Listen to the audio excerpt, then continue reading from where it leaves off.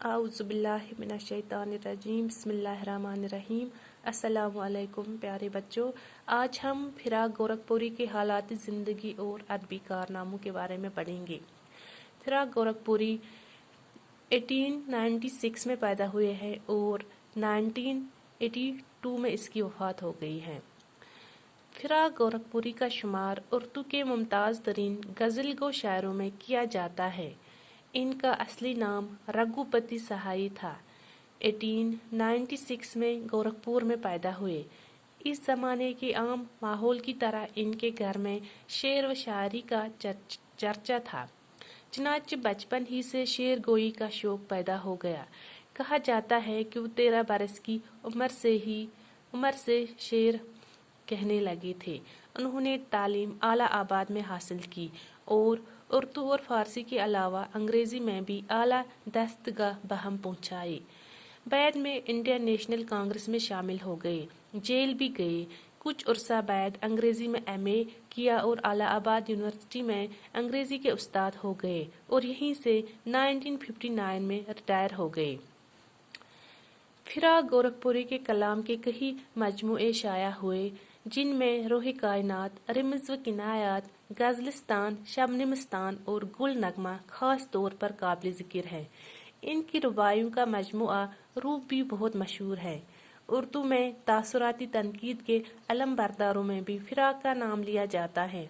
इनके तनकीदी मज़ामीन का मजमुआ अंदाज़े और उनकी किताब उर्दू की आशिकिया शायरी तासुराती तनकीद की अहम मिसालें हैं। फिराक गोरखपुरी को 1960 में साहित्य अकेडमी अवार्ड दिया गया। 1968 में इन्हें पद्म भूषण का खिताब मिला और 1969 में मुल्क का सबसे बड़ा अदबी एजाज ज्ञानपीठ अता किया गया। इंतकाल से चंद माह पहले 1982 में इनको मोदी गालिब इनाम पेश किया गया। फिराक गोरखपुरी ने गज़लें भी कही हैं और नज़में भी, लेकिन बुनियादी तौर पर वो गज़ल के शायर हैं। इनकी शायरी में गज़ल की ऐसी लताफत और दिलकशी पाई जाती है जो इस आहद के दूसरे शारा के यहाँ नहीं मिलती। हिंदुस्तानी लहजा उर्दू शायरी में पहले भी था। फिराक का कारनामा ये है कि उन्होंने खुदाई सकन, मीर तकी मीर की शायरी रिवायात की बाज़याफ्तगी और सदियों की तहजीबी रूह को नया तख्लीकी इजहार दिया और इससे आज के इंसान के दिल की धड़कनों से हम आहंग कर दिया।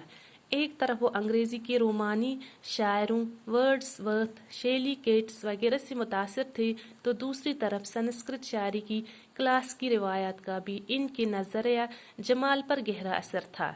फिराक गोरखपुरी के बुनियादी मौज़ूआत हुस्न व इश्क, इंसानी ताल्लुकात की धूप छाँव, फितरत और जमालियात हैं। वो जज्बात की थरथराहटों, हुस्न व जमाल की लताफतों और निशात व दर्द की हल्की गहरी कैफियतों के शायर हैं और उर्दू शायरी में अपने लव व लहजा से अलग पहचाने जाते हैं। खुदा हाफिज।